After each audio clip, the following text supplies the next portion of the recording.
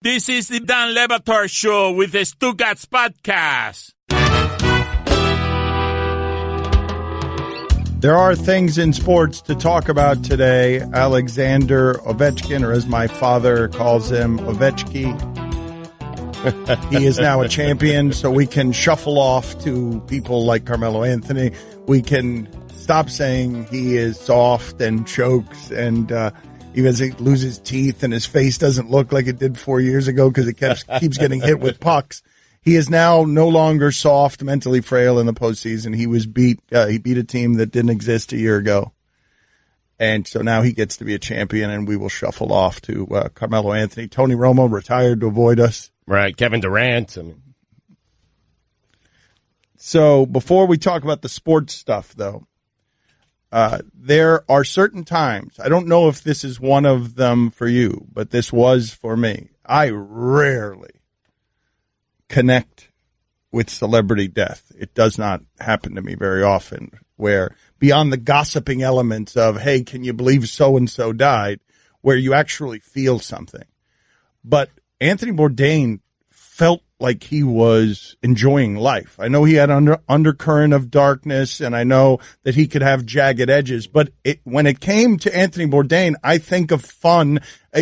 It's not food, it's fun. I think of like living. I don't think of dying. I think of like living and living big and living as celebration. So it's not, if it would be one thing for him to simply die. That by itself would be jarring enough when someone who's so filled with life, when they extinguish. But to take your own life? Well, what was happening there? You just think to yourself, I don't think of the mystery stuff. I'm like, well, wait a minute. How did he hide that pain so well? How did he hide the pain so well that killing himself seemed like a solution? And so I don't know what the reports are on this, Mike. I don't know what the details are, but Anthony Bourdain is dead at 61 by apparent suicide. And this is a person who, and some of you felt this, we generally feel it with art more than we feel with the people. We love your art, David Bowie. We love your art, Prince. We find connection points with somebody who is so amazing that when Bruce Springsteen is performing on Broadway, Stugotz, when it's a small, intimate venue, this guy has gotten so big musically that you feel he's playing just for you. You see him on Broadway and you feel like you are getting a private audience with somebody whose talent you respect so much that you've grown to love the individual. Bourdain did that with food, man. You know how hard it is to become, like, that is the front end of that whole chef. We're going to maybe regret the whole chef television permutation, but we didn't regret it the way he was doing it. Like, he was learning as he went. He was experiencing risk. He was going to heights and depth. And now, and I know this isn't about sports, and we'll give you some sports here, kind of, with Hulk Hogan later, and Chael Sonnen's going to come through here. He's going to be in studio. What do you mean, kind of? It's not sports. It isn't? Hulk Hogan and Chael Sonnen. I mean, they're both wrestlers. Both of them are actual professional wrestlers. And Chael Sonnen's better at it than even Hulk is. Chael Sonnen is better at the professional wrestling character than Hulk Hogan is. Put that on the poll, actually, Guillermo. Is Chael Sonnen better at the professional wrestling character than Hulk Hogan is? Now, am I alone with this, though? Did you guys feel this one this way? Because I can't even say I was a fan of his show. Like, I wasn't tuning in to watch food shows, although many of you will now make the joke that by the looks of me. But this was a guy that made himself famous, as far as I can tell, from enjoying life. Yes, traveling, enjoying life, seemed to be very happy. I think it was a shock to just about everyone. Yes, but I mean, we're basing this stuff on the exterior, right? We have no idea. Well, that, I mean, right. Robin Williams. We talked about Robin Williams earlier this week, and the author of the Robin Williams biography. Yeah, it doesn't. We can't do this the way we've been trying to do the steroid test that way. And Bartolo Colon and Guillermo Mota and D. Gordon messed that up for us. You can't do the happiness test either by what's happening just on the outside when you happen to be watching. I've watched about a dozen episodes of that show. I think he did a great job on that show. I don't think I was shocked because it's not like he was enjoying life the way, you know, Andrew Zimmern on Bizarre Foods was. There was an undercurrent of darkness and moodiness, and it made him cool. Honestly, he gave off rock star, and I know he was big in that whole music scene. And women love that dude. Oh, incredibly sexy man. Oh, but who is the sexiest man of that age? Because you get to your 60s, there are not a whole lot of people who can pull that off, but he was pulling it off, and it was all of it. It was that he had that masculine undercurrent that could be dark. But when I think, man, all of us, right, in some respect, think of living the life as travel and food. Yeah. Like that's the life, right? That was his career. Yeah, and it wasn't just, hey, I'm friends with Iggy Pop. It's not, this old guy in this old music scene. No, he was in with the contemporary folks too. He was just ultra cool, but there was just something about him that added to his appeal, but also when you hear about the sadness that was obviously in his life, it kind of makes sense. Who else in sports, Stugotz? Who's in sports? Did they gave off the Bourdain vibe? I've told you this story before of being in a pub and Pat Riley came in and the two women I was with, early 30s. Hey, way to go. and one of them said of Pat Riley as he walked in, because he's still got, it helps to have the frame those two guys have, where you're just wiry. You look like you're made of expensive rods. That expensive rods are holding up your skin, and so everything fits like better than it does on the mannequin because of those expensive rods that make you so generally erect. And so but also smooth.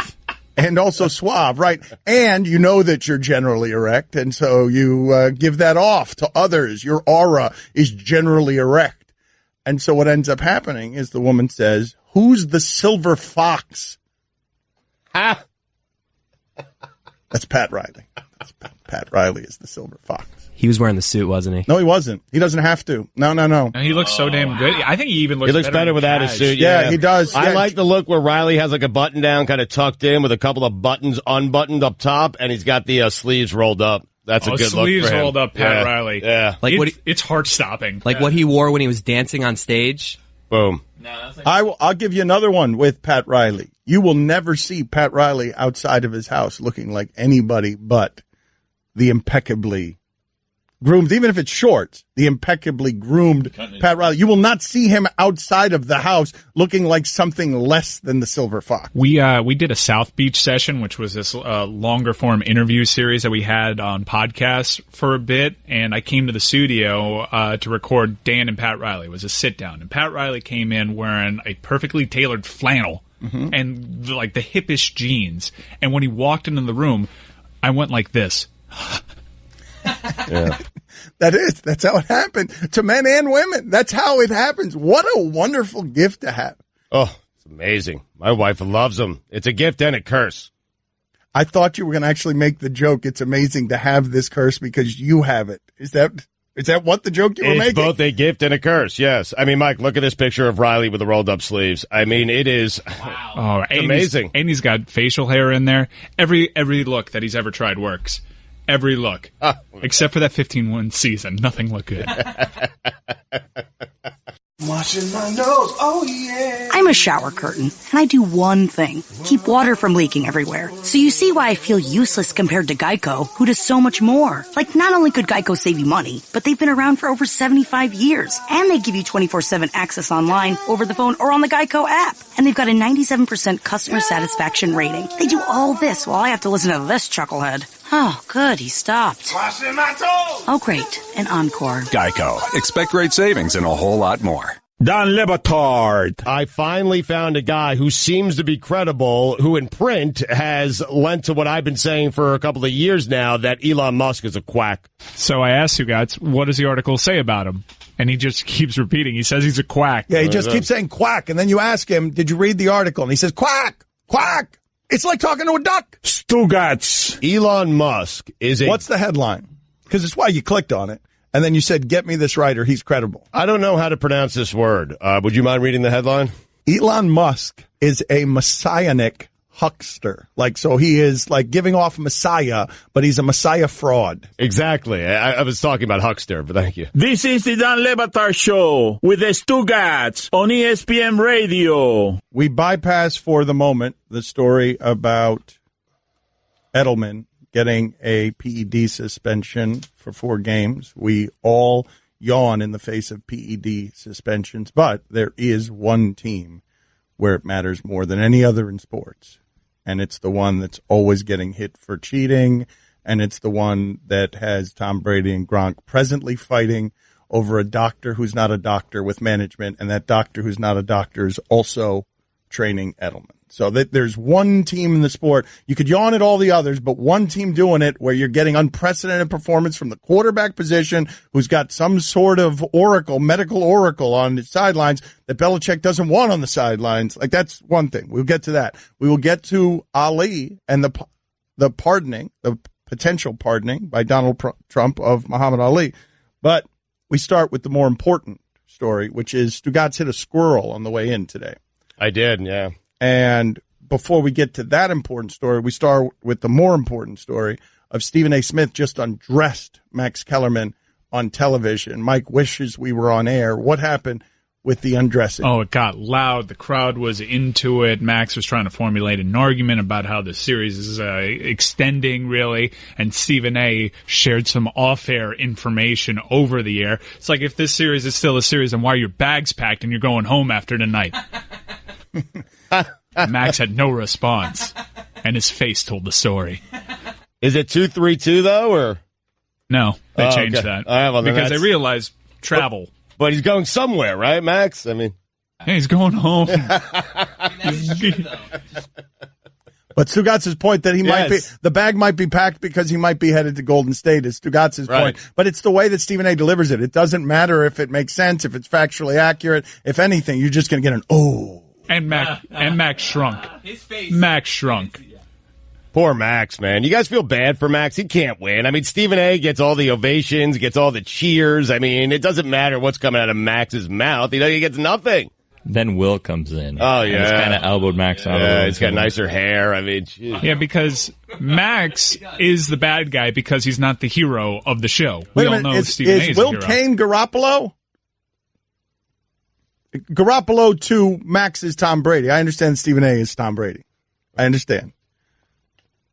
I can understand where Max probably hates Will Kane. Yeah. Because Max, who generally has always been a super likable hero on every show he's ever been, he's pitted against Stephen A. It's supposed to be a debate show, so someone's going to have to be wrong, and the crowd loves Stephen A. Yeah. And here comes Will Kane, who doesn't mind being the bad guy. In fact, he loves it. Well, I told you guys, right? I told you guys. And Max, this is the greatness of Stephen A. Smith. Listen to what I'm about to tell you and what shrinks in its presence. Max Kellerman, the first time I met him, was lamenting that Jesus had accomplished more at a similar age than he had. That Max thought he had. Max that was only Jesus? That's right. That's right. Well, listen. Wait, so in the order of achievements at that age, it was Max Kellerman second, Jesus first? He was having a birthday, and he was talking about things that people had accomplished by the time they were his age, and he didn't feel like he had accomplished enough. He was a child star who, born on TV because he knew so much about boxing. What Bob Ryan did for us yesterday with 70 years of experience, Max was doing on television in New York when he was like 14 or 15 years old. He was making rap videos, and then IMAX happened. Maxianity. A prodigy, you might say. But the first time I met Max, I'm on the PTI set, and I'm meeting him, because this is the thing that I do. I date people on television. Don't have chemistry beforehand. Just date people on television and then create the chemistry as you figure it out. I'm meeting Max. I'm coming into PTI. I haven't done it very often. I've still got nerves about doing Pardon the Interruption. And Max Kellerman is telling people that he's the greatest public orator since Martin Luther King. Man, wow. Okay. That is what Stephen A. by the day steals the soul of as it turns gray in front of us, because Stephen A. is just giving him a beating every day that includes telling him that, betraying personal secrets that have to do with bags being packed. You can ask Max. He'll tell you. Max will tell if you ask Max, did you once claim that you were the greatest public orator since MLK? I don't think you'll still argue that. He's getting handed L's on the reg on that show. Yeah, I'm not certain he'd admit it either. Seriously. Like, I think Stephen A. has stripped him of everything. Like, just his soul, his memories, all of it. Yeah, confidence. Well, we've argued. We've been watching for a while here, and we'll get to Stugotz hitting a squirrel in a second because he's not the same. He's not right. He's dragged the sadness, and I understand it. I understand it. As bad as I felt around an animal as one time when I was going like 90 miles an hour on the highway and I hit a bird in my grill, and then I'm just like, there are feathers everywhere. And then I just see cartoonishly in my rearview mirror, like what remains of the bird, like spiraling to the ground in little circles. Yeah, it felt terrible. And Stugotz is here because he left in his rearview mirror, he left a squirrel that was writhing on the ground. And Stugotz says, I feel really remorseful about it. And Chris came back with, no, you don't. And Stugotz's response was, I thought about going to help it.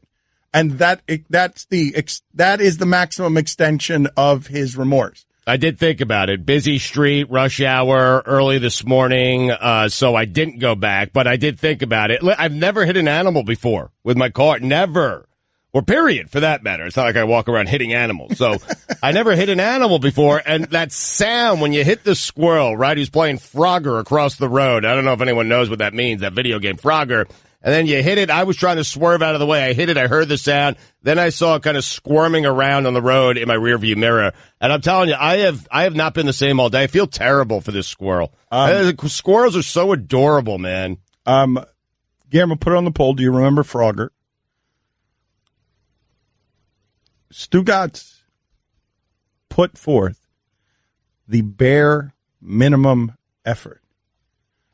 The only thing that Stugotz contributed to that squirrel's life, the only thing he added to it after ostensibly ending that life, is to feel bad about it. And that is the maximum effort he's making, is to just feel bad for that moment. I mean, it's genuine, I do. I mean, and then he turned it. I looked in a mirror, I mean, still could have made it. I mean, what'd you do with the bird? I mean, I felt bad. I still feel bad. 20 years later, I still feel bad. I mean, you don't know. Yo, chicken time. You don't feel bad about me! You bad! In fact, that's the first time you thought about it since! I've eaten so many of your friends fried. That was my cousin!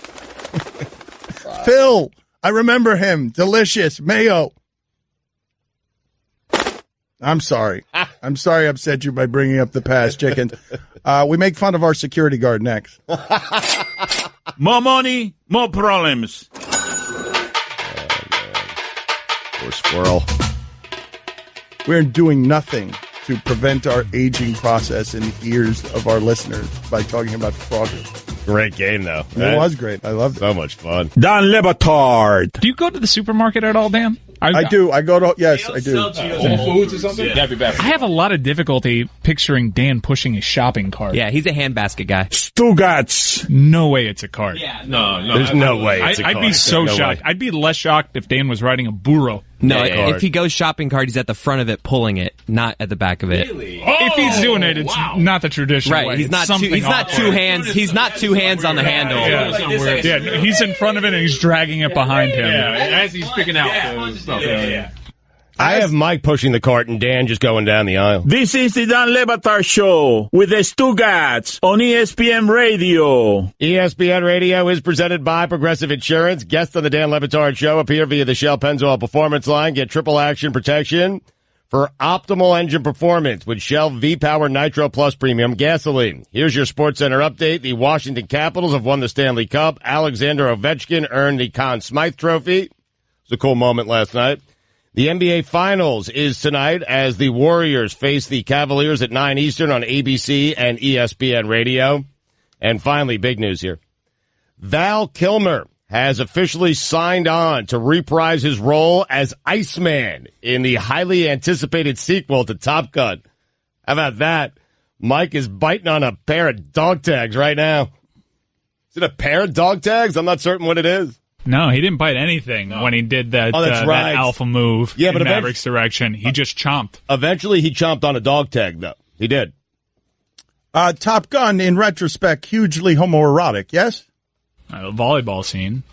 But in the history of the movies, in the history of the sports movies, you've got Rocky and Apollo Creed dancing in slow motion in the water while wearing tube socks, in terms of homoerotic sensuality. Well, not really a sports movie, but when Joel Schumacher was directing Batman movies, he really concentrated on Batman's butt when he was trying to, get dressed.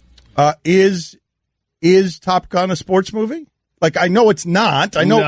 I know, but it's actually a volleyball. It's the same audience. It's a volleyball it's the same movie. audience. No, Top Gun's a volleyball movie. I'm not saying that it's a beach volleyball movie. I'm not saying that it's not the same audience. It's not a sports movie, though.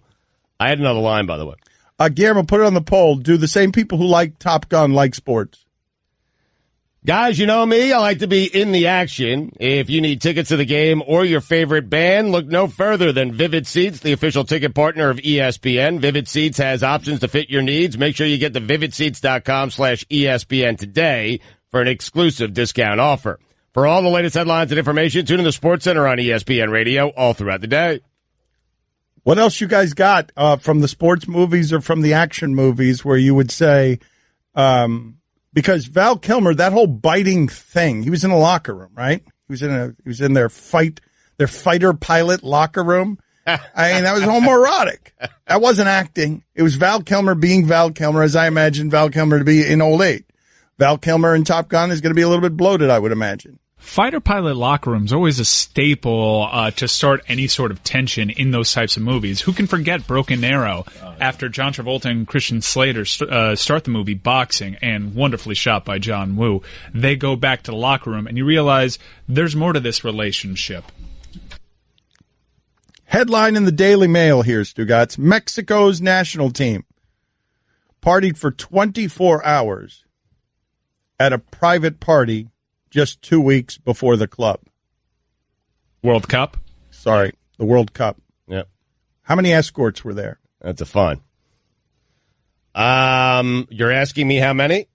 That was the question I just asked. Yeah, you were so busy making your 500. joke. You making your joke, and you were so busy doing the funny thing that you do that you just repeated my question that I asked you that was just how many, but you had to get in. Confusing question. Club, no, you're right. I got it wrong. I did. I right. called it the club instead of the World Cup. You can understand how I made the mistake. It's because I'm old. And then you responded to the question by saying 500 prostitutes. That's right. And then he just nukes the game. That's right. And, of course, he got it exactly on the dot. It was 500 escorts. Wow. No, it was 30. Oh. Which is a lot if you don't guess 500. Yeah. Sorry about that.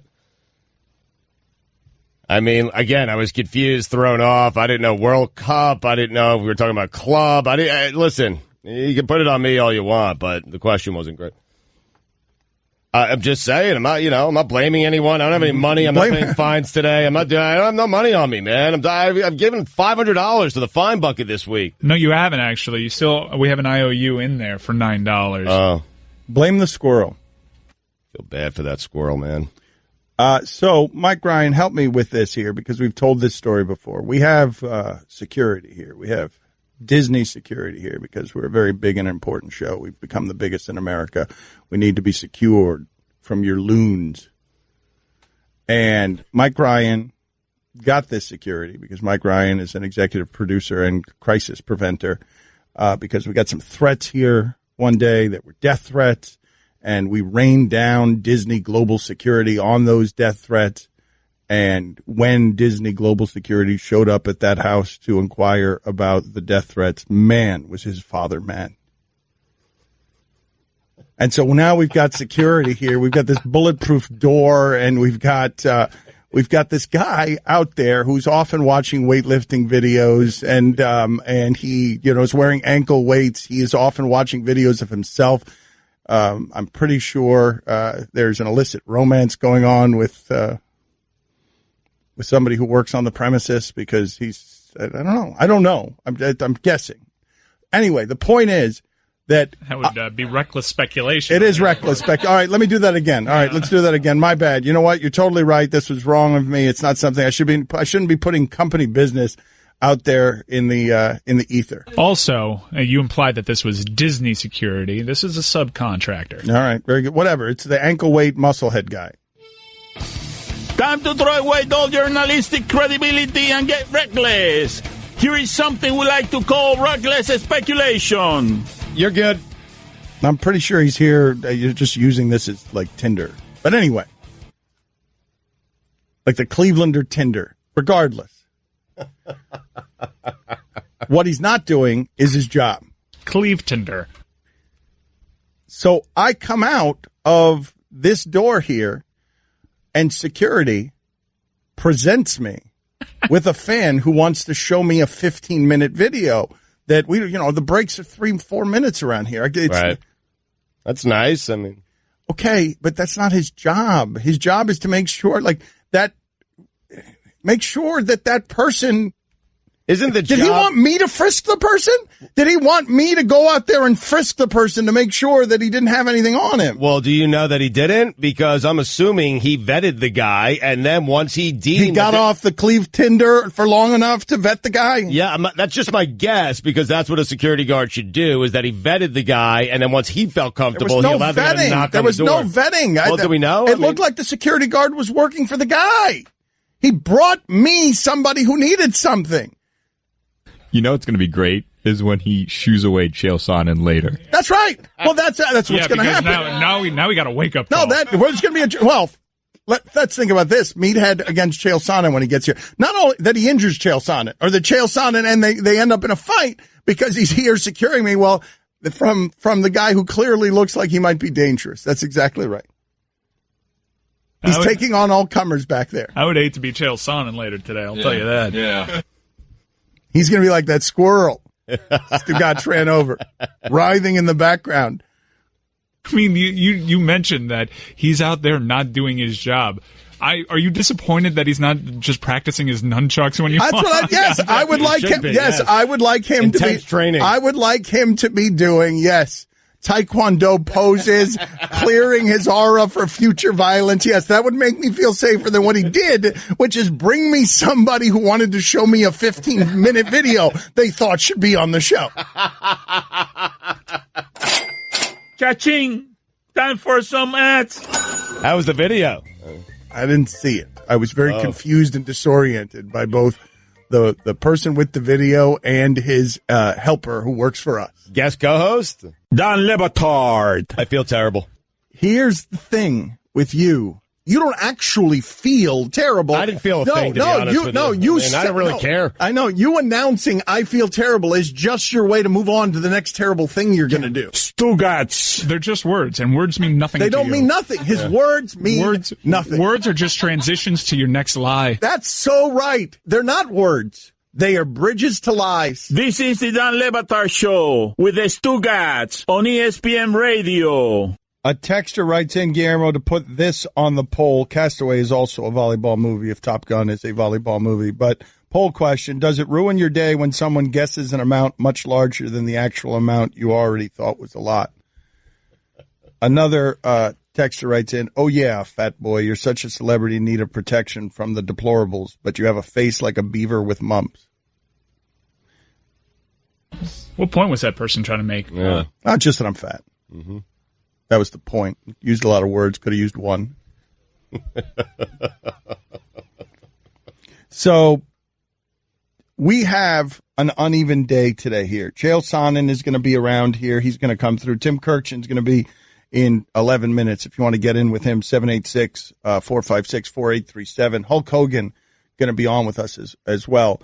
But there are a lot of people complaining that the show hasn't been as good the last couple of days. We gave you a bonus show. This is the result. Okay, I could barely speak on television yesterday. By the time we started doing the television show, that we gave you an extra show this week in the middle of the night watching Game 3. And now we're making excuses. But everyone here is exhausted. We're crawling around on our hands and knees. Most people don't do 4-hour radio shows. They're shorter than that. So we're tired. Give us a break. There might be some funny stuff here that emerges from us being tired. There's also some stuff here that we could get to that might get us fired because we're tired. I thought yesterday's show was actually really, really good. I think for me, it's like when you go out drinking and you have a bad hangover and you stay out all night. And that's essentially what we did the other night. We were on the radio, I think 12 of the last 24 hours. Like when we signed off at 1 o'clock yesterday, we had been on the radio 12. There were 500 escorts there. Yes. And so, I'm not tired the next day. It's the day after. Right? It's today, and today I'm dragging a bit. I totally agree with you. Yesterday's show was good, and I woke up this morning thinking it was Saturday. So Muhammad Ali's lawyer says in a statement that the pardon that Donald Trump is considering to possibly give Muhammad Ali is not necessary because the Supreme Court already turned over that conviction in a unanimous decision in 1971. So you don't need the pardon. He hasn't been convicted in a way that endures for history because he's already been pardoned by the Supreme Court. Sounds good, though. It does sound good, thinking about pardoning Muhammad Ali. Except all you've done is incriminate him for something. All you've done is reminded people that he needed a pardon when he doesn't need a pardon. It's actually not. It's a winning move. It is a winning move. That's Once correct. Again. It's a winning move for correct. him, That's for no one correct. else, That's yes. correct. I think the next play for Trump is this.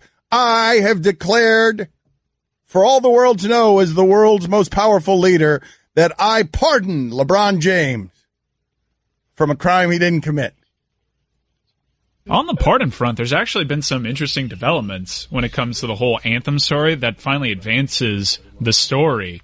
Trump spoke to some reporters earlier this morning. The president said that that any of these players who have taken a knee get him names of people that they know, family, friends, of people they think have been mistreated by the justice system, and he will review those cases, and upon their investigation, he might give them pardons or at the very least get them out of jail, in his words.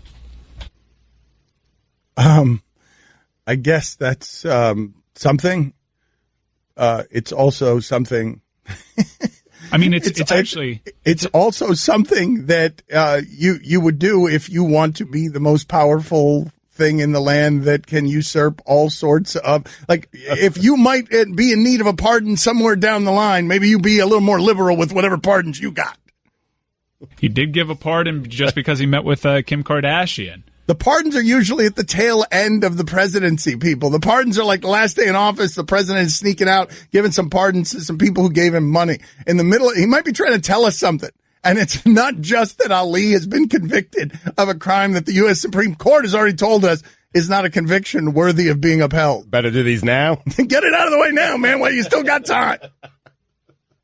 I mean, it's a good thing, right? Because up until this week, when press on it, the White House was sort of ignoring the fact of what these displays during the anthem were really about, and for him to acknowledge, okay, justice system mistreats you, give me names. That's right. It almost seems like a challenge, like, okay, like who have you known that have been? But I'm sure the players would rise to the occasion. Hopefully, this starts a dialogue. Okay, and that's all well and nice, and I'm trying to find the funny, not the cynical in this. I'm trying to find the funny in it, as we often are around here. But this is a man who came to power, at least in part, with the two words, I'm fired. And I don't think we need to overcomplicate some of this stuff with overthinking. His next two words for his television reality show, whatever the next incarnation of it is going to be, is just going to be not you're fired. It's going to be I'm pardoned. Like whatever it is that you accuse him of, the next reality show is going to be I'm pardoned. You're fired. I'm pardoned. He's just distributing. Like, why are we doing pardons now? It's usually reserved for the end of the presidency. At the very end, it's like the last thing you do when you're cleaning up the boxes of the apartment.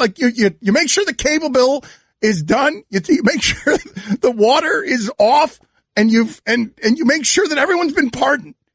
Like at the end. You do those things when you move out? I mean, they'll just turn themselves off. I'm still paying cable bills for past residences? No, you're not paying them. What happens with you is you leave everything behind, and then all of a sudden you get the credit card report, your credit rating, and you're like, wait a minute, I foreclosed on another one? Every week during the baseball season, ESPN's premier baseball insider joins Dan and Stugotz to drop some hardball knowledge and take your calls. Honey got me swishing like a dreadlock. She don't wrestle, but I got her in a headlock.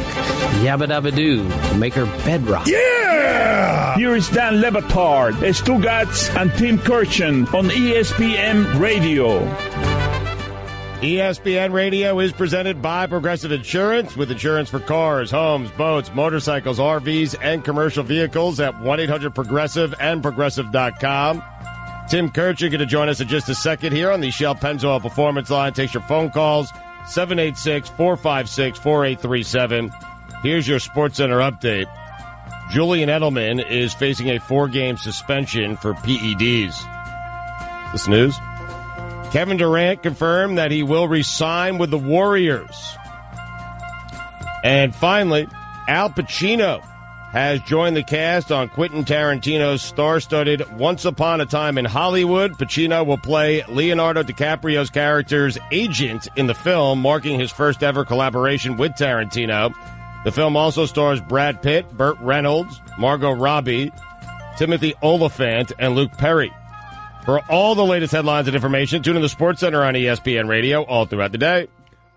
Tim Kurkjian with us if you want to talk to him. Marriage questions, etiquette questions, baseball questions, life questions. The telephone number is 786-456-4837. He will answer just about anything.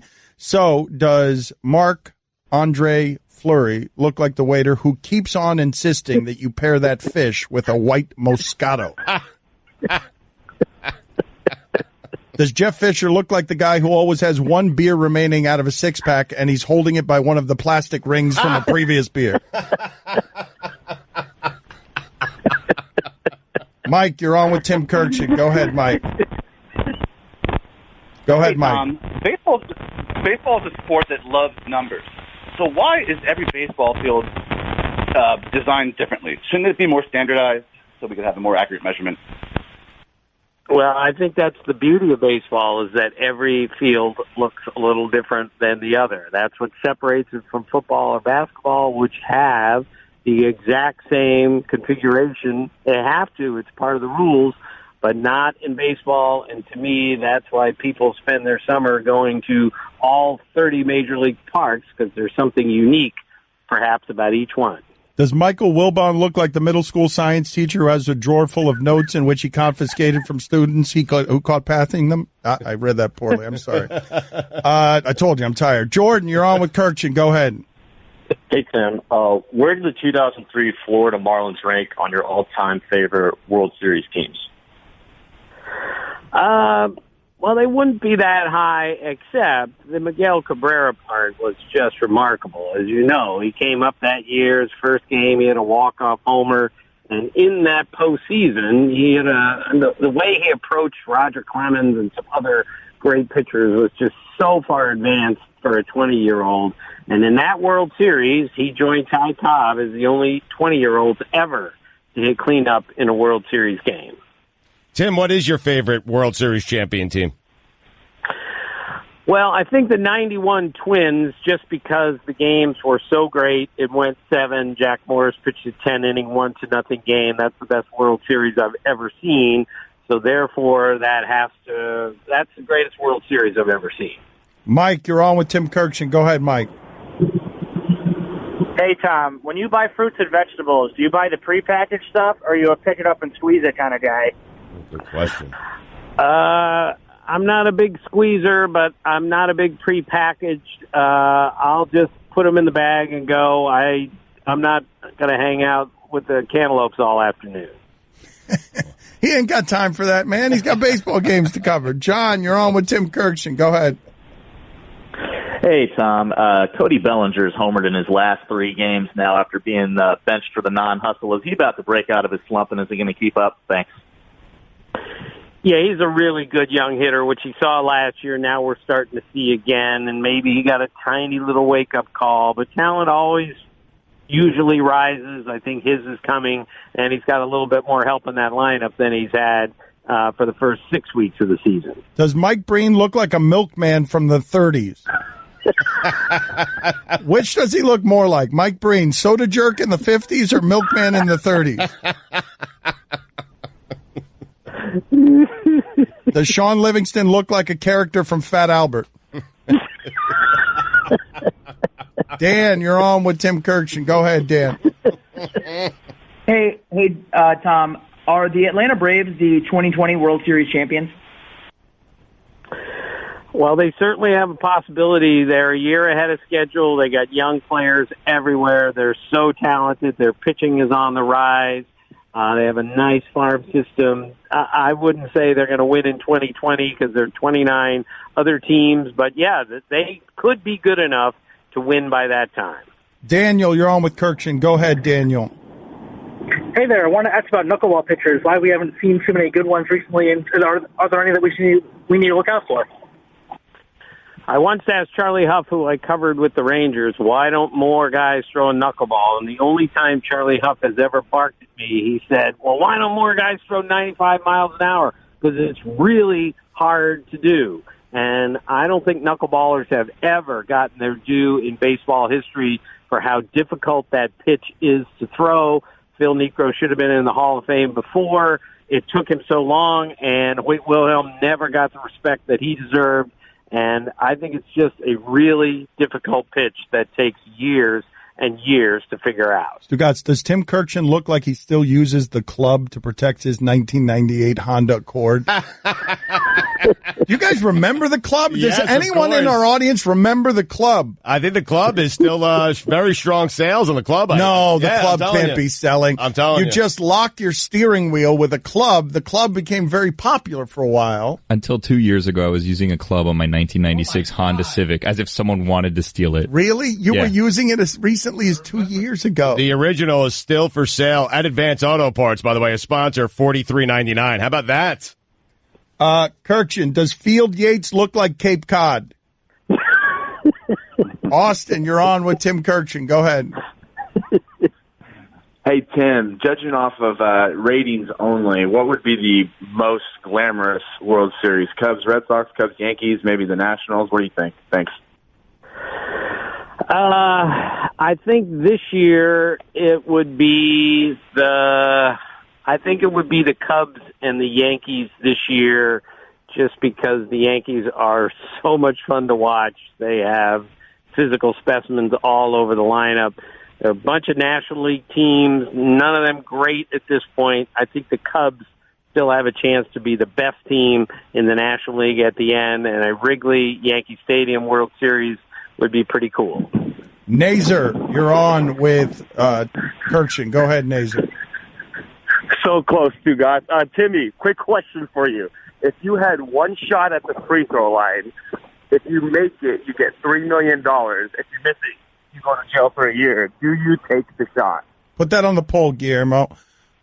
Free throw, a year of jail, or $1 million, you said? I don't think that's going to be enough for Kurkjian. Kurkjian makes the big bank. What do you got, Kurkjian? I'm not going to shoot a free throw. If I miss, I'm going to jail. That's not going to happen. The question I asked years ago was, if God came to you and said, if you make a three-pointer, you will make any shot from 30 feet in for the rest of your life.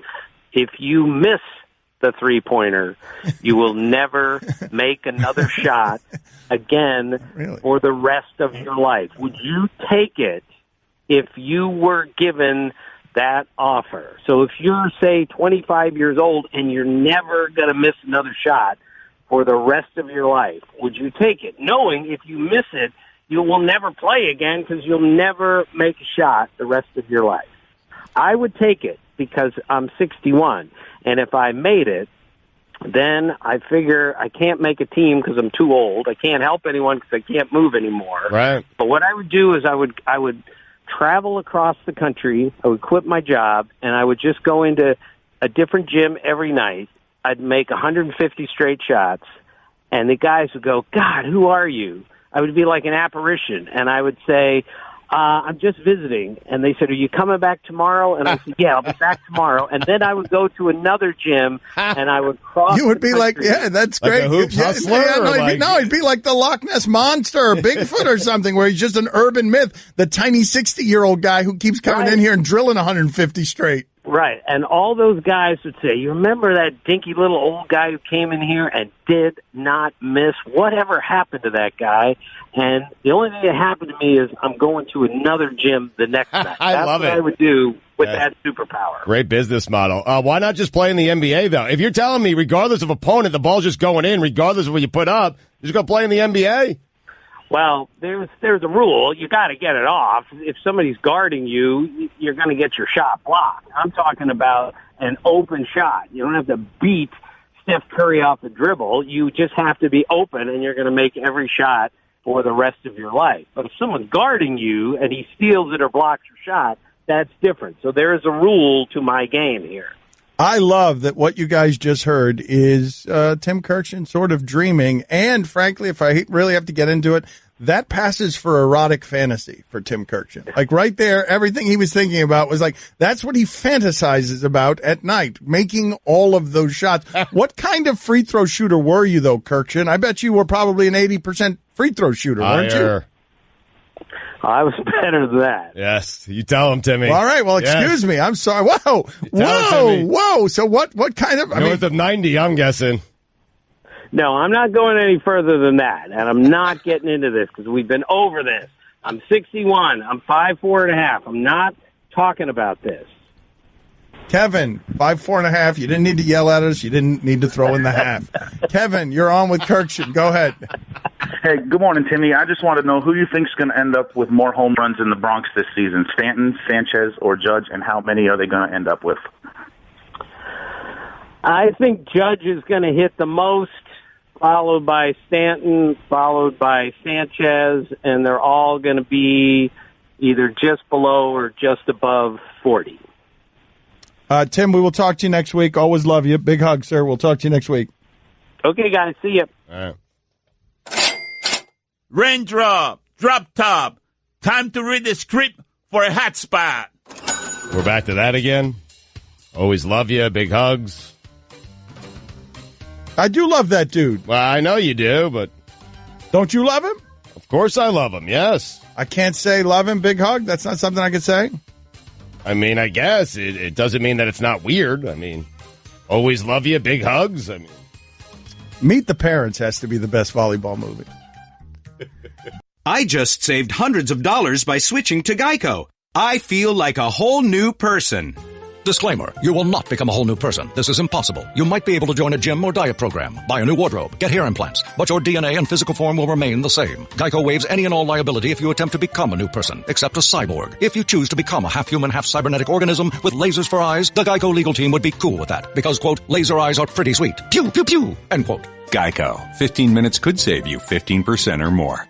Don Le Batard. Finally, Jane's Addiction frontman, Perry Farrell. Stugotz. Perry Farrell. Farrell.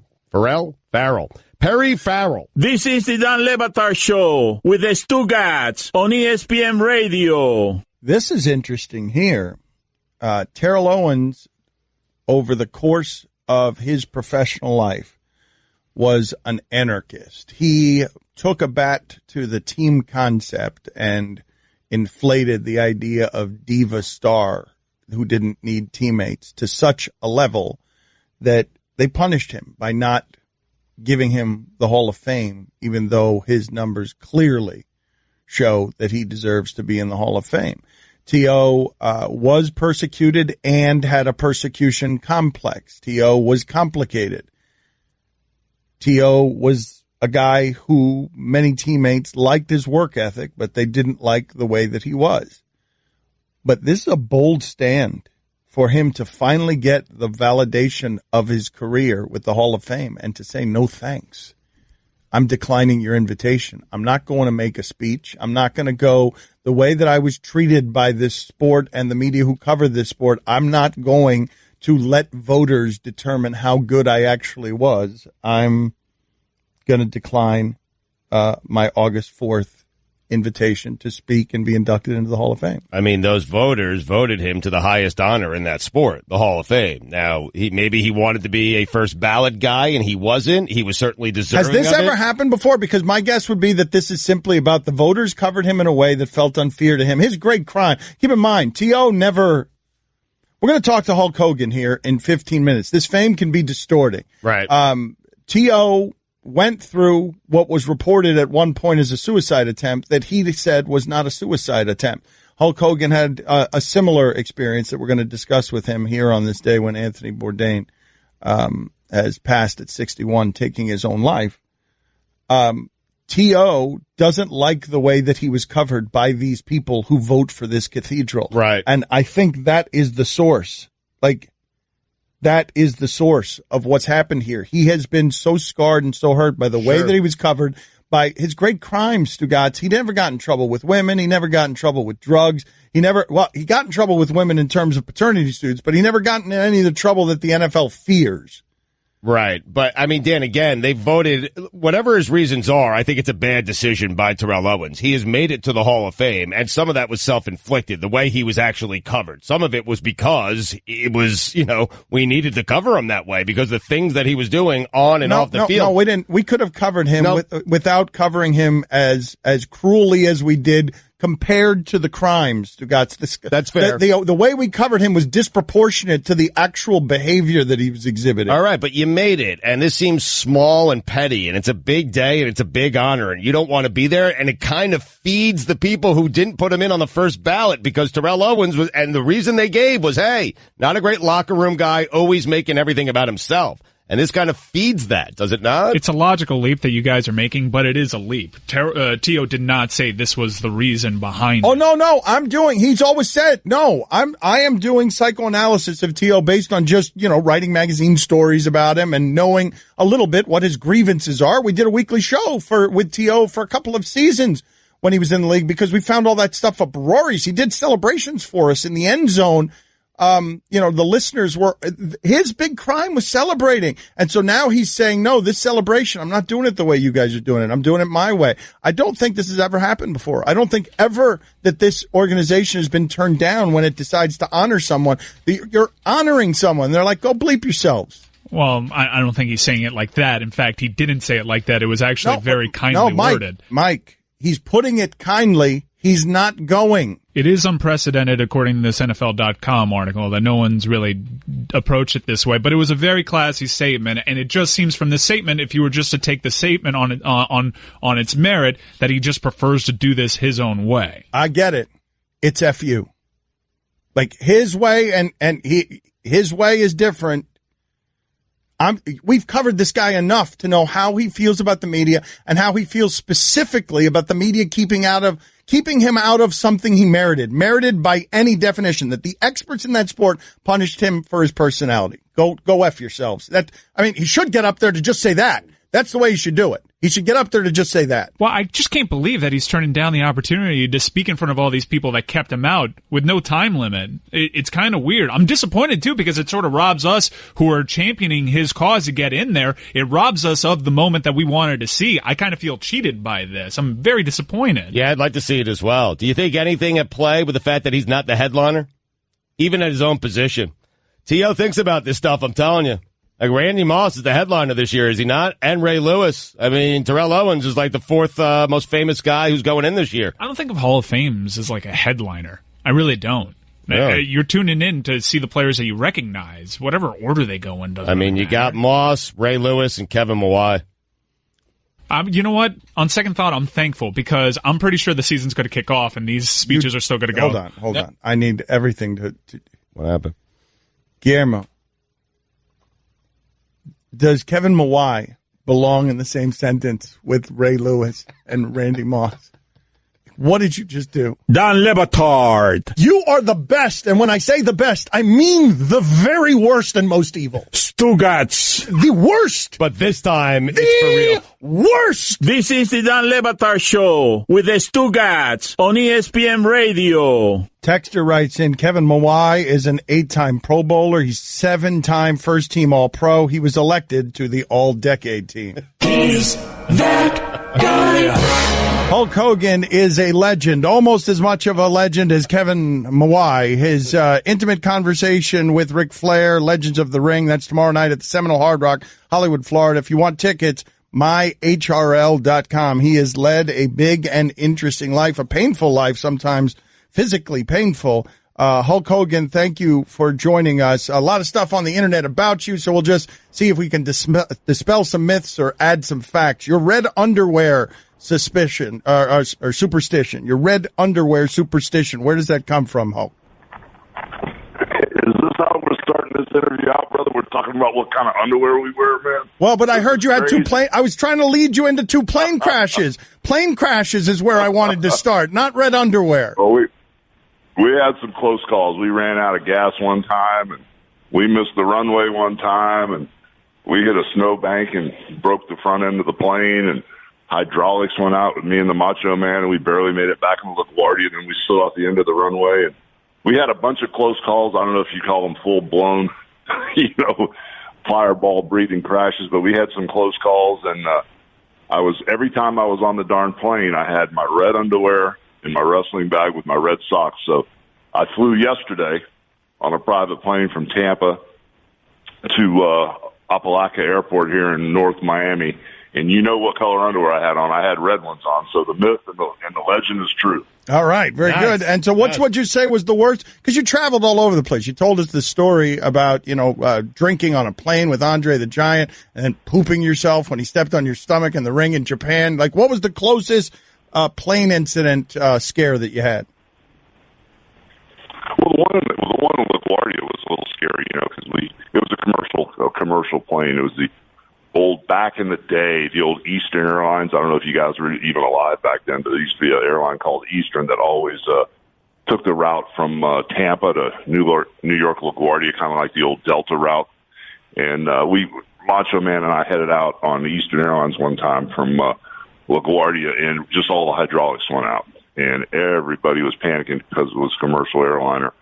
And we got back, barely hit the middle of the runway, and with so much momentum, so many people have been killed and hurt on that darn LaGuardia runway going off into the water that we slid right to the end with everybody screaming and going crazy on a commercial flight, and tipped the nose of the plane in the water. But that to me was the scariest, because there were so many people yelling and screaming on the plane.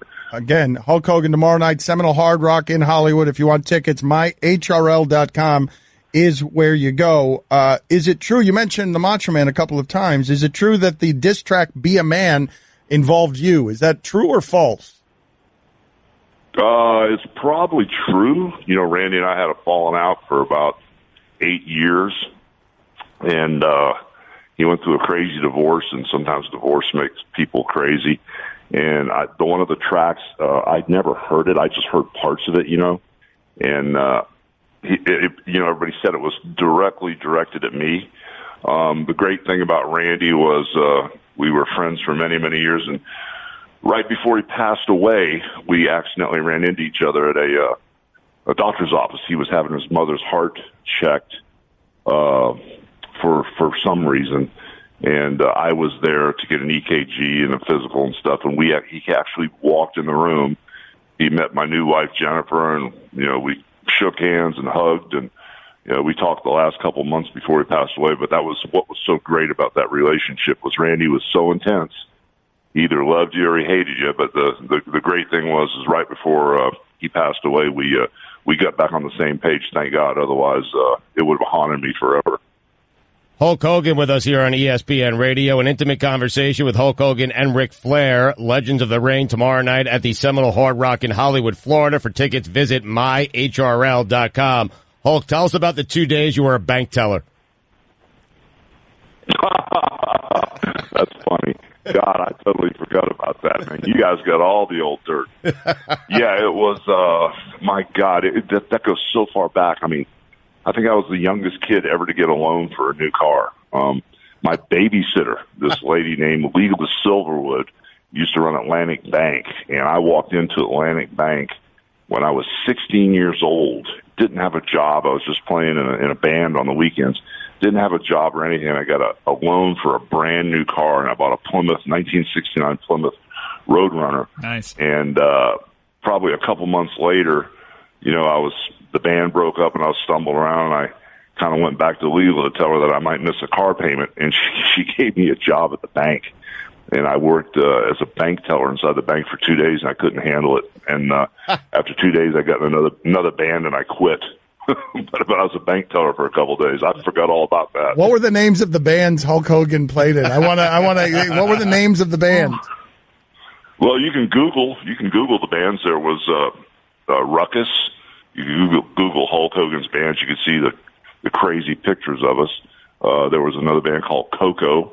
We had the lead guitar player from Todd Rundgren's band, Robin Sivukow, was in the band. God, they go back. There's so many bands. The first one was called Infinity's End when I was in high school. But the last couple were the really, really good ones, the Coco and the Ruckus. I mean, I know there's pictures of those things all over the internet, but that was a whole nother life. That was a whole nother life, and you guys are flashing way back. Well, how about movies, though? What are the roles that you came close to getting that we could have, had totally different roles because Hulk Hogan was close to getting, say, Mr. Freeze and Batman? Well, there were a ton of movies I turned down simply because I just really didn't understand the game. I mean, I made a ton of low budget movies. Actually, the first two movies New Line Cinema ever made, Suburban Commando and No Holds Barred, were Mr. Nanny and No Holds Barred got New Line Cinema launched, and then I made, I guess 10 or 12 really low budget movies. Ninjas, Three Ninjas, High Noon at Mega Mountain, Secret Agent Club. I mean, just a ton of these low budget movies. But as my movie career was going along, I was getting paid very well for these movies, even though the budgets were really low. It would take me away from wrestling, and when I was wrestling every night of the league, every building, I'm not trying to sound like an egomaniac, but during the 80s, all those buildings were sold out all the time. So as I was sitting on these movie sets, I was missing all these, this crazy revenue from all these live events. So I had an offer to have the lead part in the Highlander movie. And because of the training, the prayers, and the vitamins, and trying to keep that gimmick and that image going with the character, the Highlander opening scene, I was the lead guy, and I cut some woman's head off, and then I was supposed to have sex with this dead body. I went, nope, can't do that. And that movie would have been a career changer. Then I had a chance to be Little John in Robin Hood Men in Tights, and I turned that down because the opening few pages had all the merry men peeing on the campfire, putting the campfire out. And I went, well, I can't do that movie. And so I've done some major screw-ups in turning down movies with Mel Brooks and all kind of people that I could have been in, but I turned them down because that wrestling and that character was so impeccable at the time. I needed someone to guide me better as far as my choices with my career probably back then. Is it true or false that you've lost 3 inches to surgeries? Yeah. When I was right when I went to do the Rocky movie, my mom, overall, she passed away a few years ago. But if you were to come over my house when I introduced you to my mother, the first thing my mom would do would make you put your back against the wall and measure you, and then put your name up there. So I had all these pencil marks all over the house I grew up in for all the friends and all the people that came in the house. And at 26 years old or 27 years old, I was 6'7" and I weighed 315 pounds. And then fast forward 35 years later, for 35 years jumping up and landing on my tailbone, doing the leg drop and compressing everything, and 2 knee replacements and 2 hip replacements and 9 back surgeries. My mom measured me right before she passed away, and I was about 6'4.5". True or false, Layla Ali helped save your life? Yeah, I was bottoming out, and she called me and told me how much she loved me and was worried about me, and that was the phone call that turned things around. I don't know how much you want to talk about that, and it'd be fine if you don't want to talk about it. Maybe people will be talking about Legends of the Ring tomorrow night, Seminole Hard Rock in Hollywood, Florida. Tickets, visit myhrl.com. But at the point that she was calling you, from what I'm reading here, you were into the pills and the drink and in a super dark place. Yeah, and I'm sure we'll talk about that probably tomorrow night, so I'm going to save something for All right. The diehard fans that are coming to see us. Fair enough. That's well done. You guys get anything? You guys get anything fun? Or Well, happy fun. to talk Okay, about funny today? you should say that. Funny you should say that, because what we have for you that's fun is a guy who's been in a real plane crash, Hulk. Not like your little baby plane crashes. Tell him about a real plane crash from a real man and a real wrestler, Nature Boy. Woo! Hey, man. Yeah, he's the greatest. Hulkamania. The greatest Hulkamania. champion of all time. Yeah, brother. How How you doing? buddy? Hey, good. Hey, listen, I'm good. Dan, Stugotz, Mike, you know why Hulk didn't have to go to Hollywood? He was making too damn much money in wrestling. They couldn't afford him. Yeah. Christ. That's right. And he's right. Every building was sold out. Every building I was in had 200 people. What the hell? Tell him what a real plane crash is, though, Flair. He's sitting here talking about the nose of the plane almost being in the water, and you're sitting there being struck by lightning when you get out of a plane that's destroyed. Well, a real plane crash would be a pilot dead, 2 guys paralyzed, me with a broken back, but still on my first wife, thank God. All right, so there's your fun, Hogan. Go have an intimate conversation with Flair at the Hard Rock. There's your fun. 2 paralysis, a broken neck, and a dead pilot. Good talk. Hey, let me just tell you something. God. Let me tell you guys something. There's one reason they call him the Golden Goose. Everything Hulk touches turns to gold, guys. He's the greatest. I got to go on record saying the this blender. nationally. Yes, Now, let me tell you guys something. When I was having problems with my son, I went to Hulk Hogan. He lent me money. He was the first guy in the hospital to see me when I was dying. And I think a lot of the reasons people come and see me now because they think I'm not going to be around the next day. So I hold out to Hulk Hogan. I'm honored to be with him. And tomorrow night we will tear it down, brother. The Hulkster, the Nature Boy. All right. Woo! All right. We're going to let you go. Both of you on this note. MyHRL.com, Seminole Hard Rock, Hollywood, Florida. Old timers. Sell it. 30 seconds, 1 minute, Hey, wrestling Dan. promo. Sell it. Dan. Sell it. Dan, wouldn't you rather talk to the Hulk and the Nature Boy than talk about LeBron and baseball? Christ, the Marlins can't beat anybody. No, we don't want to Sell talk. your event. Sell your event, guys. We want a wrestling promo. MyHRL.com, Seminole Hard Rock, intimate conversation with Hulk Hogan and Ric Flair. Sell it. Hey, this is the Nature Boy Ric All Flair. right, I'll brother. be in Miami tomorrow night with the one and only Hulkamania, brother. You'll be selling milk and vitamins, and I'll be selling booze and sit with Lawrence Taylor. Don't miss it. Once in a lifetime. The Hulkster, Nature Boy.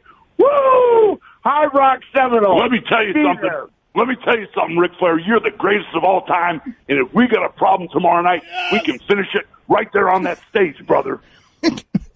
Thank you, guys. We appreciate you being on with us. Thank you for sharing your gifts with us. Good to talk to you guys. Cha-ching! Time for some ads. Always love you. Big hug.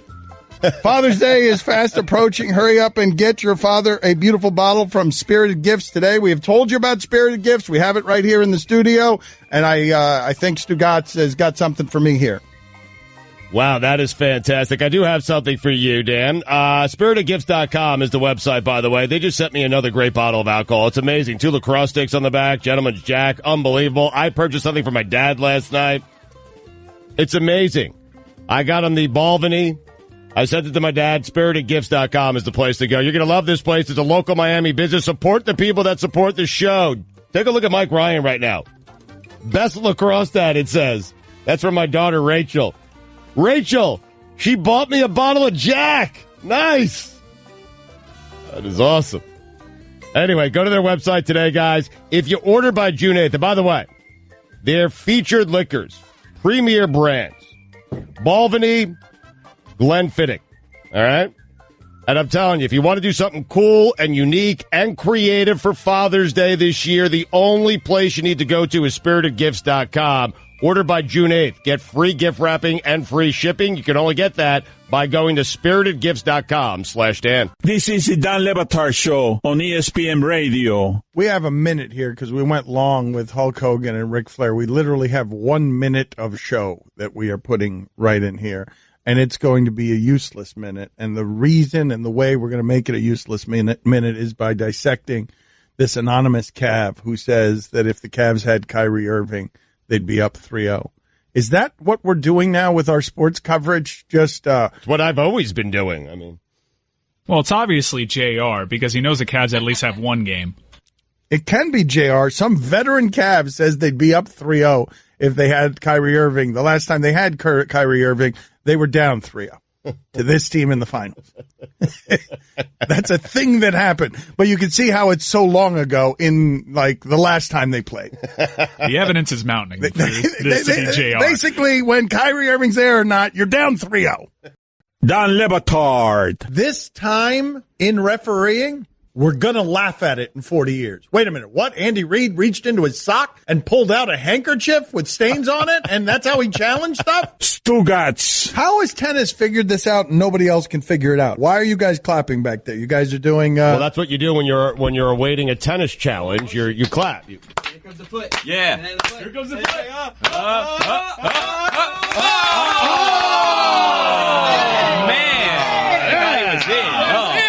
Great call. Yeah. This is the Dan Le Batard Show with the Stugotz on ESPN Radio. Allison and Stugotz can sometimes be like an old married couple. And I know an old married couple that I spent time with yesterday, my parents. And they've been married for 51 years. And so what ends up happening is my dad comes home from a long day. And I'm a little early. He was expecting me later. He comes in with a harumph, and he sits down on the couch after a long day. And as soon as he sits on the couch, my mother says, the dog needs to be walked. Nomo needs to be walked. And my father gets up and just starts, I just got home, grumping. I worked today, a whole hour I worked. A long day of an hour on television where they paid me a lot of money and I'm tired. And so he goes out and harumphing, and because my mother knows now how upset he is, she says under her breath, I'm going to do it to him again when he gets back. Man, I'm going to ask him to walk another dog when he gets back. And so my father gets back, but he's avoiding sitting on the couch because he knows when he sits on the couch, she's going to ask him to do something again. He's wandering around. Eventually she gets frustrated and she says to him, I need you to walk the other dog. And he turns around like a movie scene when someone's been startled and they turn around he turns around and he stares at the back of her head. Now she's got a big smile on her face because she's bleeping with him. He turns around and then he turns back to what he was doing. Like it was just a death stare silently, and then muttered under his breath like a beaten man. He actually says in Spanish, in not quite these words, but close, well, I imagine the dog will be urinating on itself then. Just like that. Because he wasn't doing it again. And that's the relationship Allison and Stugotz have this relationship. Because Chael Sonnen's coming in here, and Allison's only said that about a dozen times this week.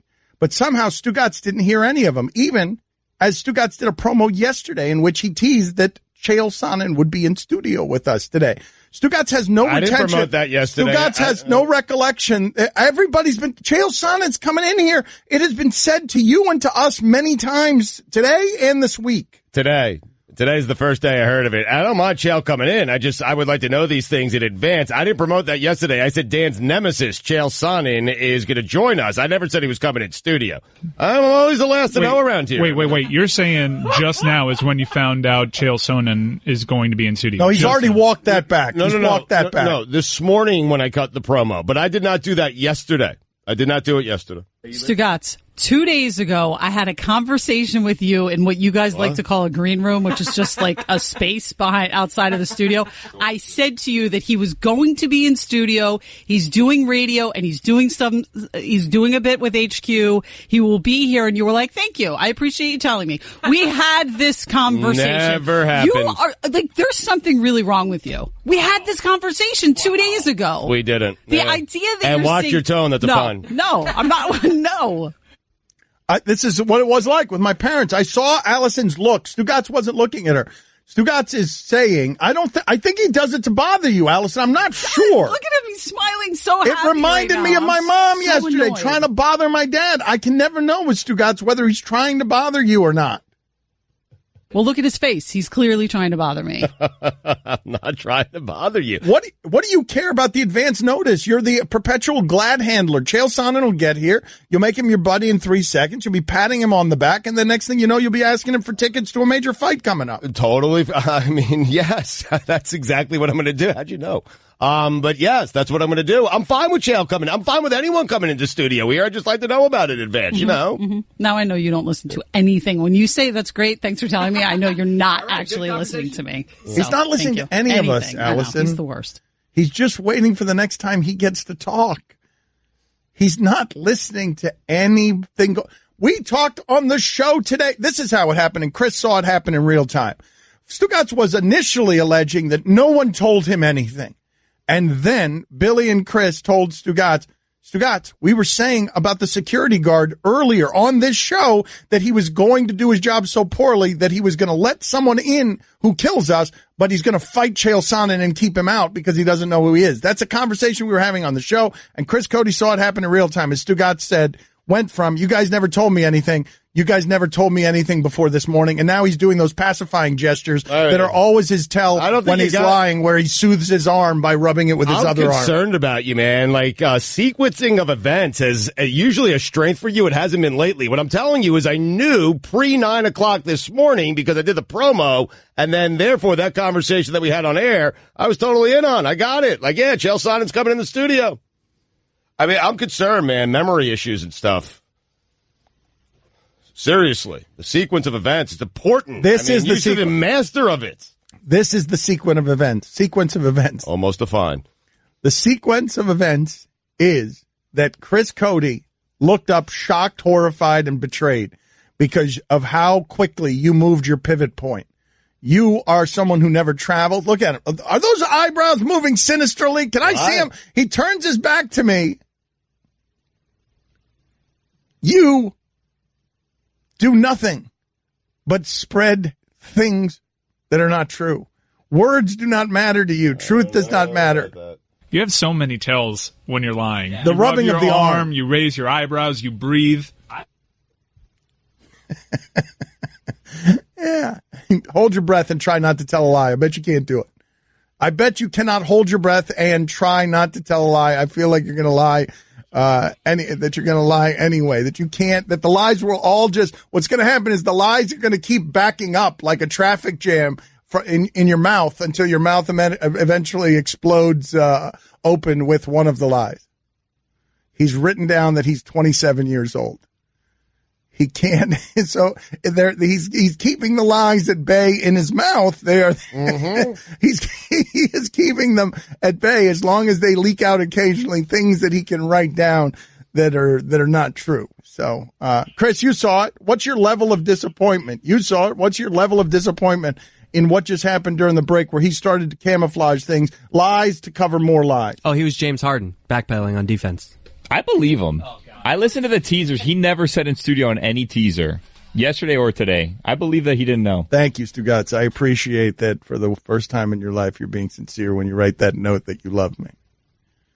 Hey, Stugotz was right? Holy Stugotz was right.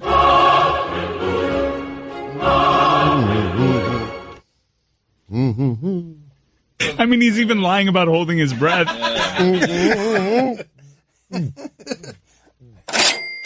More money, more problems. That's true. That is exactly right. He wasn't holding his breath. The whole thing was a lie. He just inflated his cheeks. That's all. Yeah. Washing my nose, oh yeah. I'm a shower curtain, and I do one thing. Keep water from leaking everywhere. So you see why I feel useless compared to Geico, who does so much more. Like, not only could Geico save you money, but they've been around for over 75 years. And they give you 24/7 access online, over the phone, or on the Geico app. And they've got a 97% customer satisfaction rating. They do all this while I have to listen to this chucklehead. Oh, good, he stopped. Washing my toes. Oh, great, an encore. Geico. Expect great savings and a whole lot more. Don Batard. Stugotz spent the entire break giggling at a text. What does that text read? This has been the worst hour in the last 6 years of the show, and it's not even close. Stugotz. And it's not even over. This is the Dan Le Batard Show with the Stugotz on ESPN Radio. Texter writes in, imagine doing one show where Stugotz cannot tell a lie, liar, liar star. Just liar, liar style. Just one show where he's simply not allowed to lie about anything. That would put it on the poll, Guillermo, at Le Batard Show. Would it be worse or better if one day Stugotz was not allowed to lie for an entire show? Would that be a worse show or a better show? Let's update some of the polls. We have not been updating the polls. We got Chael Sonnen coming in here in a little bit to just make a mess. So let's update the polls from today and from yesterday here. Also, because we're mailing it in. It's Friday and we're exhausted. At one point, could you make the argument that Linkin Park was the biggest rock band on the planet? 58% of the audience said yes. We got tons of votes on this, man. Should we even go further back? Because we put up some polls during the watch party, too, that we never got to. All right, yeah, find some of those. Mix some of those in. The watch party was Wednesday night, a rousing success, but we've been hungover since. Do you have trouble remembering the name of number 2? It's a watch party question. Number 2 for Golden State was running around out there, and we don't know whether it's McCaw or Cooper or Calvin or whatever. 76% of the audience said yes. Oh, you told us it was Bell. Oh, yeah. Is Javelevator a good nickname? I can't believe this. Upset. 58% of the audience said no. All right, cool, because I thought it was going to be something else that it's never happened. Phew, got us excited. All right, now I got to go back. I got to go back up to tomorrow. To yesterday's. Excuse me, yesterday's. Yesterday's. Hold on one second. At Le Batard Show on Twitter is where it is that you send your votes. You can vote all weekend. You can vote all the time. The polls are always up there. Is LeBron James getting more credit for losing than Kevin Durant will ever get for winning? 92% of the audience said yes. If Nadal was never born, would Monfils have won 15 French Open titles? 56% of the audience agree with me and you, Mike. Slider man. Monfils should be better given his name, right? Well, yes, he should be, but Nadal got in the way of that. But I'm just saying, if I say somebody, if you're Rogue Scout, tennis scout, I'm on the red clay. Roland Garros, yeah. you're you can't be a Roland Garros. It's gonna be the red clay, some court in the middle of nowhere, red clay, and I call up, I don't know, some tennis coach. I call up Jim Courier, and I say, Jim, listen, I'm out here with Gael Monfils. Jim's going to say, sign him up right now. That guy's going to win 15 French Open titles. Without a racket. He could win 15 titles without a racket. That guy. And it wasn't just Rafa in his defense. It was also Rafa, Murray, Federer, Djokovic, Del Potro. But if those guys weren't around, Monfils would have had at least one of these Roland Garros. It's a great tennis name, though. Guillermo, put it on the poll. Is Monfils a great tennis name? Would you go see Stephen A. on Broadway? 57% of the audience said yes. Is Steve Buscemi's face in Fargo the worst flesh wound in the history of movies? Such a great one by you. 80% of the audience said yes. The 20% that said no have never seen it. Should it be boat instead of goat? This was Chris, right? Best of all time instead of greatest of all time. Should it be boat instead of goat? Yep. 53% of the audience said yes. Is Yaz the greatest grinder ever? Guys. What's up? This has never happened before. Stop. What are you talking about? First time for everything. Oh, my God. Wait a second. Is he saying what? No, it can't be the thing that we think it is because it's never that. No, it's an unprecedented thing. You're not going to say that. I've never heard of it. Go ahead. Just lay on like 76% or something like that. What's going on? 50% of the people said yes. 50% of the people said no. No! No, that can't be right. It's got to be 50-something and then 40-something. Nope, 50-50. No! I'm leaving. No! I'm leaving. Not true. We should all leave. Oh, man. We should all leave. That's not true. Show's over. Yeah, I'm leaving. What are we going to do? Bye, guys. Bye. Stugotz just lies all the time. That's not possible, what he just said. Can you please stop lying? Let's go to the next one. Okay. Do you like Shoop? 64% of the audience said no. Shoop never took off as a euphemism for lovemaking. Does Kanye celebrate his birthday or his birthday month? 91% of the audience said birthday month for Kanye. Are you a diva if you celebrate your birthday month? 92% of the audience said yes. Is Chael Sonnen better at the professional wrestling character than Hulk Hogan? 56% of the audience said no. Do you remember Frogger?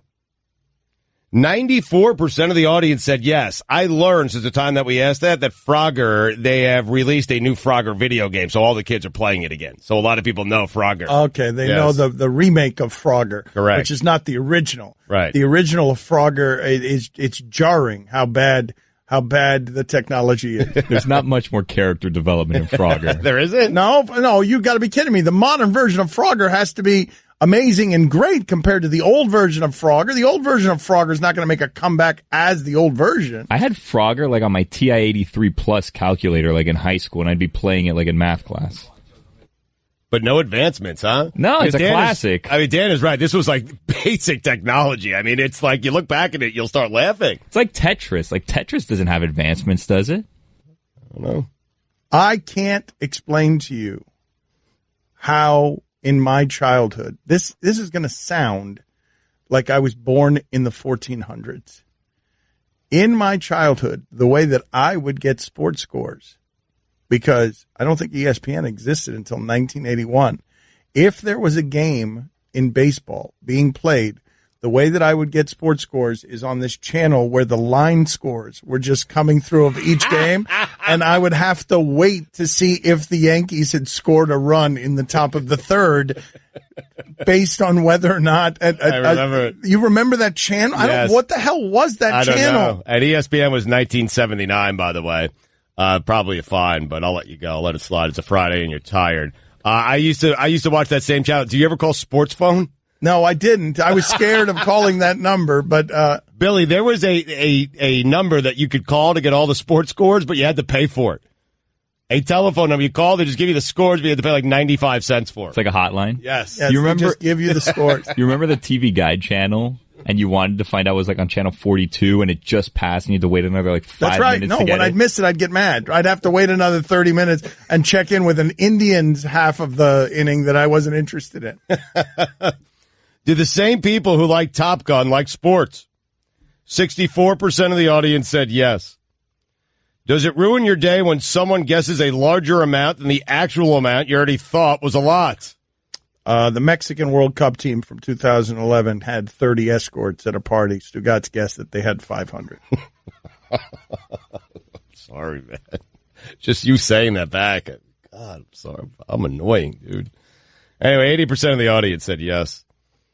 Did I really do that to you? Would you take a free throw if the consequences were $3 million if you make it and 1 year in jail if you miss it? 58% of the audience said yes. Does Kevin Mawai belong in the same sentence with Ray Lewis and Randy Moss? 80% of the audience said no. Kevin Mawai. It's a loaded Hall of Fame class, Stugotz said. It's a loaded Hall of Fame class. Kevin Mawai is going in. Is Monfils a great tennis name? Early voting here, Dan. 70% of the audience said yes. Would the show be better or worse if Stugotz went a day without lying? 86% of the audience said it would be worse. All right. I'll thunder forward. Chael Sonnen next. Dan Le Batard. What I'm telling you, this is what I'm telling you. You send 4 or 5 or 6 88-year-olds my way, and each one of those fights is going to look like Don Zimmer and Pedro Martinez. Each one of them. Send them one after another. It'd be like a kung fu movie. Stugotz. Send them one after another, and I'm telling you, I'm dusting a dozen 88-year-olds, one after the other. They're like zombies. They can come all at once, one after another, with my hands. What if Hayden Fry is one of them? All of them. 88 years old, unless Jeff Conine's father is there. This is the Dan Le Batard Show with the Stugotz on ESPN Radio. ESPN Radio is presented by Progressive Insurance. Guest on the Dan Le Batard Show appear via the Shell Pennzoil Performance Line. Terrence Bud Crawford looks to conquer a third weight class when he battles WBO welterweight champion Jeff the Hornet Horn. It's a strange nickname, man. Saturday, June 9th at 9:30 p.m. Eastern, exclusively on ESPN+. That laughter you just heard is Chael Sonnen.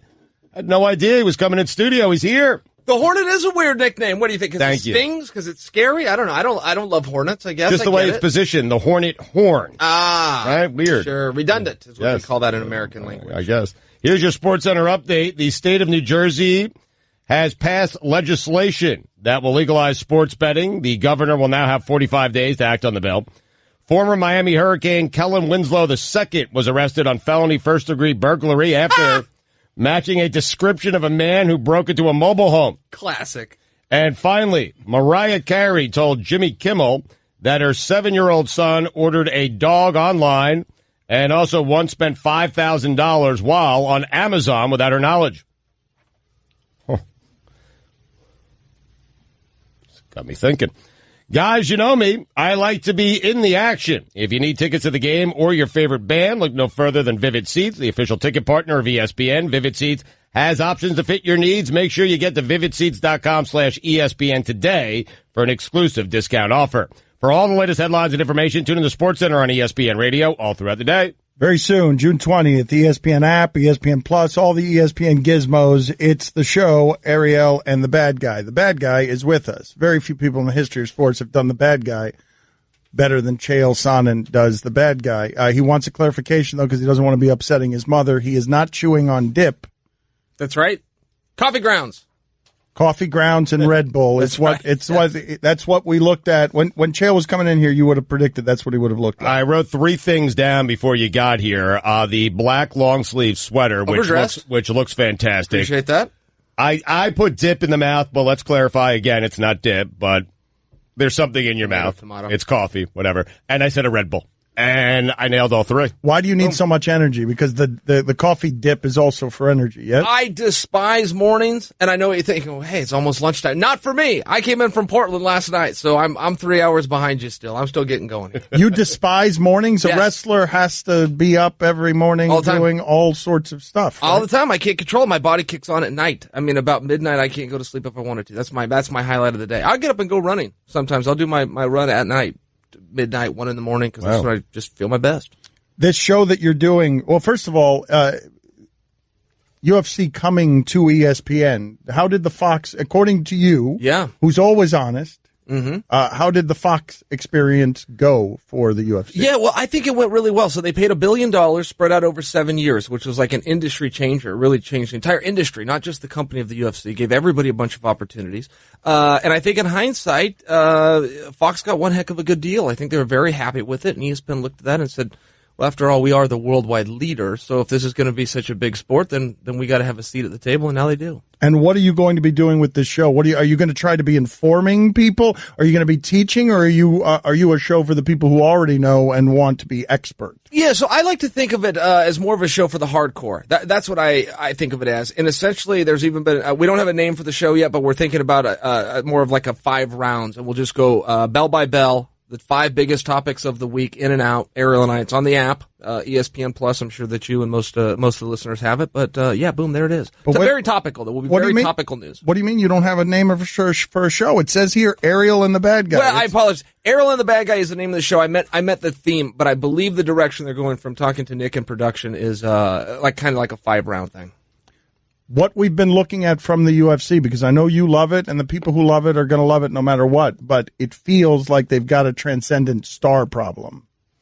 Yeah, and that's been discussed for a lot of different reasons, which one is saturation. A lot of people thought, well, are they oversaturated? Should there be a season, much like football and baseball and basketball? And Dana White said, no, we're going to go around the clock 365. So I don't know that is the reason, but I agree with you. It's a star-driven business. It's important to tell the stories, and that's kind of what Ariel and I are going to do, make sure that people understand. Because I don't believe the punches and kicks are enough. As much as I enjoy the sport, I just don't need to see 2 guys punching and kicking each other. I've been spoiled with that. Now I got to have a story. But in the absence of stars, I actually like that seasonal idea. I do. Like it keeps you waiting around for something that you love, right? And crave it even more. Look, it evokes the most basic premise of economics, which is supply and demand. Yes, if you can up the demand and shorten the supply, it does seem to move ratings. Now, I mean, business is still very good, but to Dan's point, yes, stars are important when you're doing a show every week. You used to be able to survive with 5 and 6 stars because you had 5 and 6 shows a year.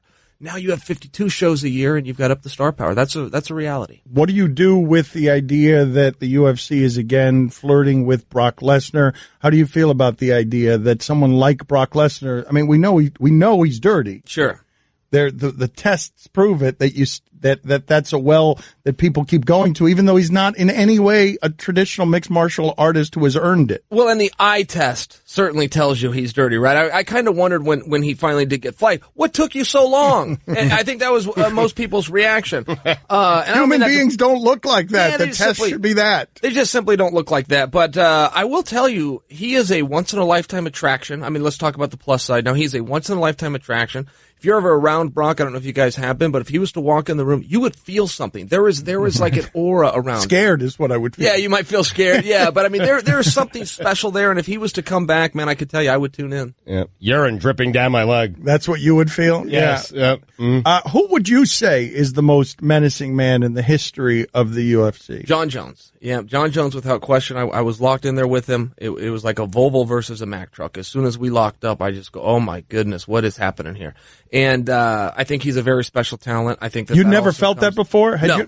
You fought Anderson Silva. Yeah, no, they're not even close. Yeah, not even close. But there's an asterisk, with those guys too. Is there a close second there, though? Is there? No, Anderson would be down the list. Anderson's a very good talent, but he would be down the list. There was some better guys, and that was a little bit of fluff. And we've seen that. I mean, that's kind of what promotion is, right? We saw that with Ronda Rousey. That's a reality at times. But we've seen it with you. We've seen it with you. Sure. You have made yourself like. If not for the personality, what is the career Chael Sonnen has? Well, and you're a good wrestler, and you've fought in big fights, but your gift was selling fights more than fighting. I think fights. that's right, and you've pointed that out. I do feel I might need to defend myself. I will tell you, my last 11 fights have all been against world champions. I know, but I won 8 of those. But you're a star. You're a star. But I did beat 8 world champions. Sometimes I do feel that you tell me, but sometimes I do feel the sense of you as, hey, Chael only got here because of his ability to entertain. I'm asking you the question. Okay. If you had the same exact resume, but no microphone, you didn't know how to sell a fight. You were boring, like a lot of the fighters are. Yep. You didn't know how to talk a good game. I'm broke. Yeah, I'm broke. I wouldn't have got the opportunities because your pay is directly reflected to your placement on the card. I would have been lower on the card. Can you tell us more about fighting John Jones? Tell us, because I'm surprised to hear you are not a humble man. Yeah, I will tell you. So I really thought I was going to beat him. He was a lot younger than me, and some people say there's a youth advantage. I'll go, man, this guy's a little kid. I'll push this guy around.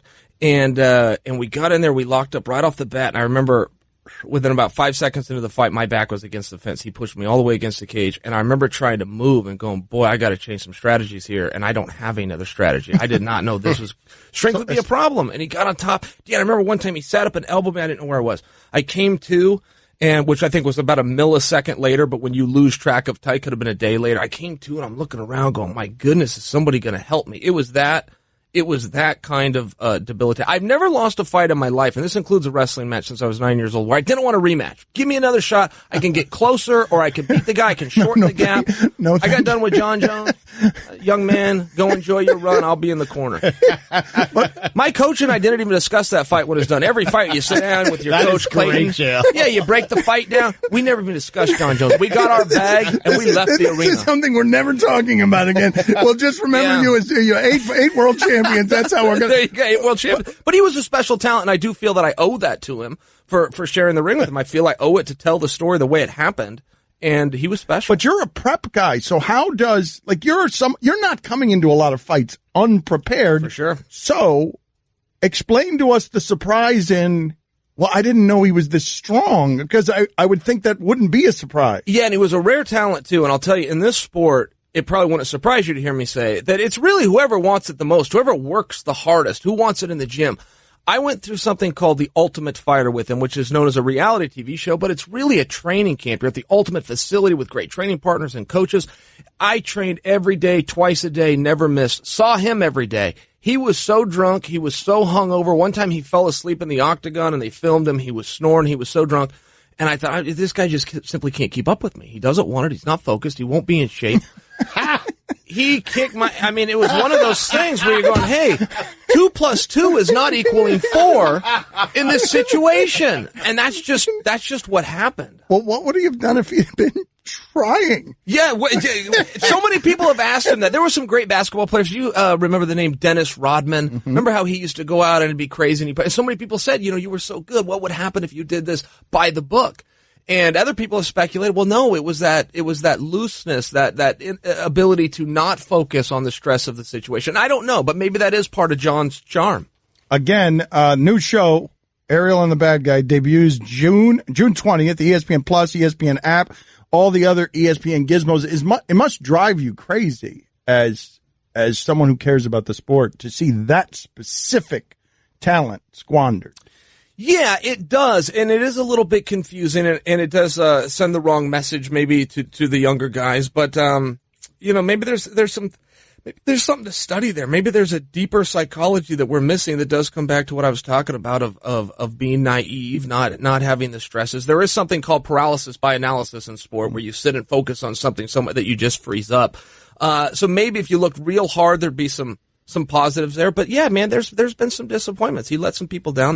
That's fair to say. He's got to live with that. What are you excited about on this show that you're doing? What's the thing that enthuses you? Ariel and the Bad Guy debuting later this month. Well, I'll tell you right off is the brand. ESPN, we're the worldwide leader for a reason, and they know how to do sport better than anybody else. And I think it's a major opportunity for MMA and not just Dana White and his company, but I think all of MMA. I think Bellator and Scott Coker and everybody across the board is going to be risen up by this tide.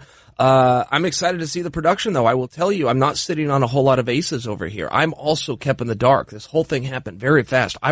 Spoke to ESPN. Hey, are we even putting in for the ESPN deal? No, we're not even at the table. I get on a plane to London to cover a Bellator event. I read a press release that comes through the Wi-Fi. ESPN locks down the UFC. So this was only a week ago. So this whole thing has gone very quickly, but I'll tell you what I'm excited about. I do respect Ariel Helwani.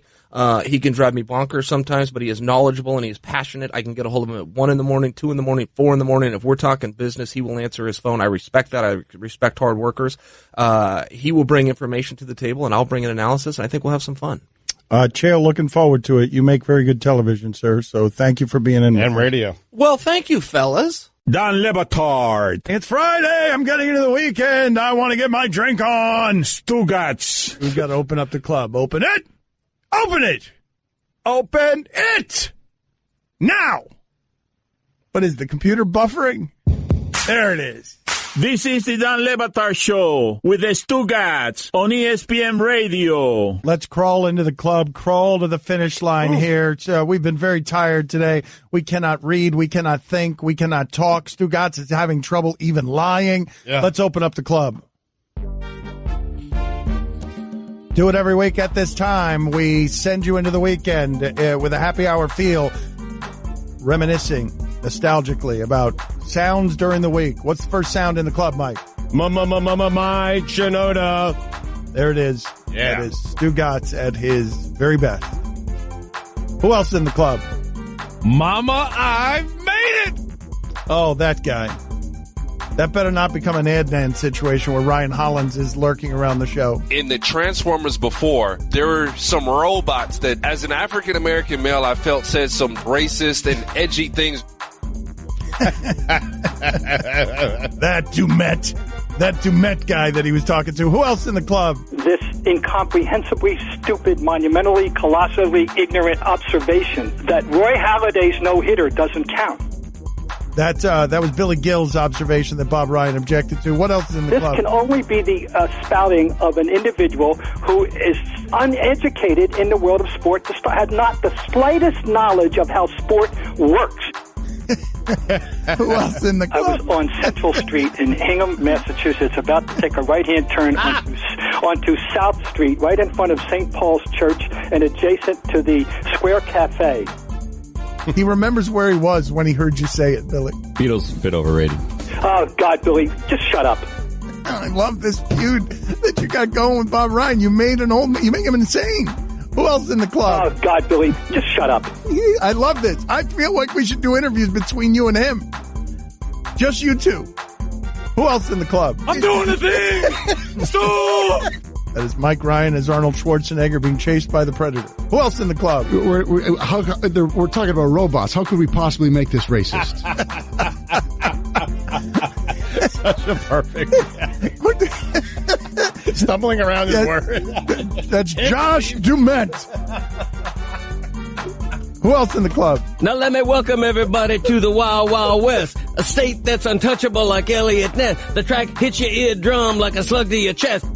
That is Greg Cody out of nowhere doing hip hop. We in that sunshine state with a bomb as hemp heat. What a moment. It sounds like him. Murray! Oh, there it is. Yes. That is cold calling Stugotz.